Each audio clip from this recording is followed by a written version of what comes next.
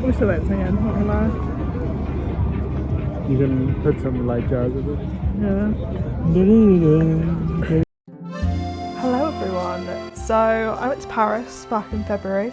I'll be the first to admit it's a city I swore off based off a bad trip a few years before. However, I decided to give it another go and I'm really glad I did. So here are some voice notes from that trip.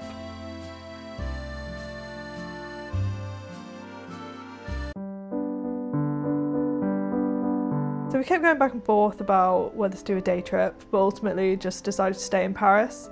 Admittedly, we have the luxury of living in the south of England, so it is quite easy for us to get there. However, it did get me thinking about how much pressure there is when you travel. Like, you're told that you need to see everything, do everything, squeeze every opportunity out of the trip, go to all the nearby towns. However, I find that this sort of mindset just means that I don't relax properly. And given that I'm trying to take a break from work, like it's a holiday, it's just not very conducive to actually having some restorative time. So this trip, I really just slowed down. We had lots of long lunches, we had many glasses of wine and actually rested. We were scammed though, those beers were €16 each. But I do find that's the price you pay just to be a tourist somewhere. You just need your stupid fund for when stuff goes awry and you need to spend a lot more than you were expecting. It was very mid-beer, but when in Paris. Something I've realised in my late 20s is that I want a stress-free life. Admittedly, I'm not doing the best job at it at the moment, won't lie. But when it comes to travelling, for me, it's booking a restaurant on the first night you arrive somewhere. It just makes the first night so easy. Like, you know where to go, you know that it's going to be good food. This steak was great food.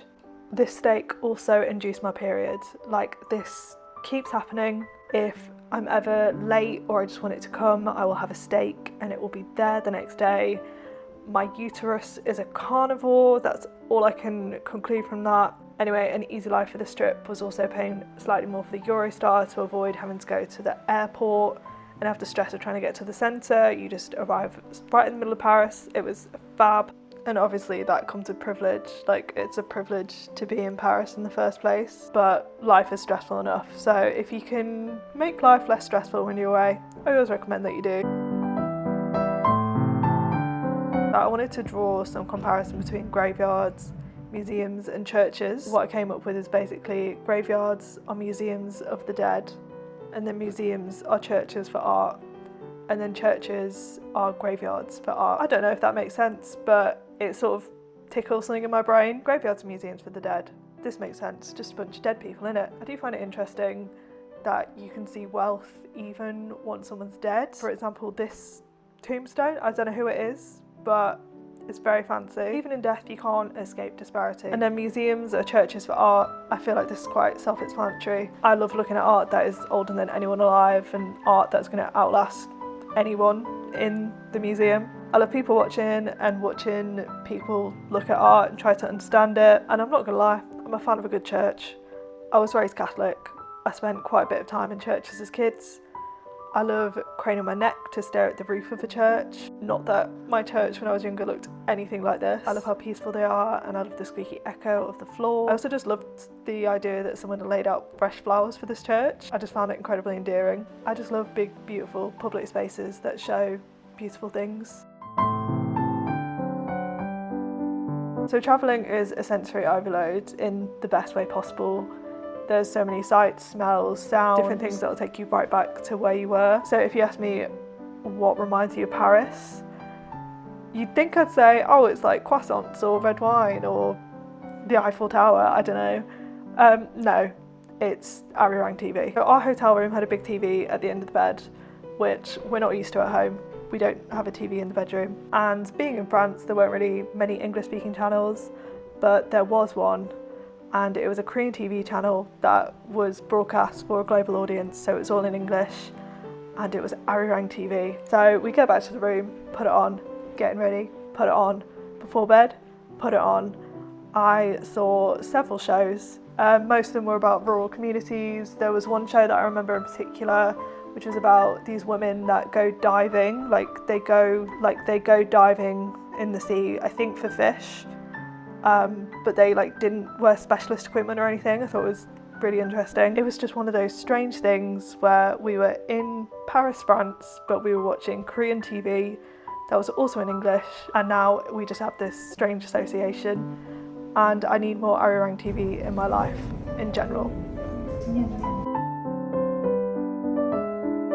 So there's always something that goes slightly awry when we go away. It's part of being away from home, being somewhere that you're not used to. So on our second day we noticed a wet patch on the bed and thought, that's odd.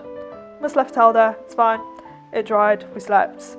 And then we went out the next day and came back, and basically it was wet again. So we look at the ceiling and it's very obvious the room has a leak. So it was a known issue that kept happening apparently. So we were already kind of unsure about the hotel, given that they knew that there was a leak in that room but just decided to let us stay in there anyway. So we got back from Paris, and literally the morning after, I started getting a notification on my phone that my bank cards were all being used for different French websites. So these transactions started leaving not one, not two, but 3 of my bank cards. It took me a few days to piece it together. I was wondering if someone had like a machine where they could swipe on my card. But then it clicked into place, because basically I came to Paris with my wallet that had 4 bank cards in it.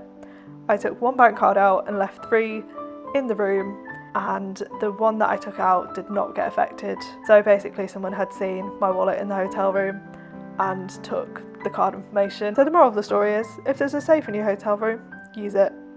I learned that the hard way. Thank you for listening to my voice notes in Paris. I highly encourage you to go on holiday. If you can't quite manage that right now because the world is an absolute state, just go on holiday where you live. I did that last weekend. I drank a lot of wine and sat outside. It was great. I recommend. Anyway, thank you all. Bye.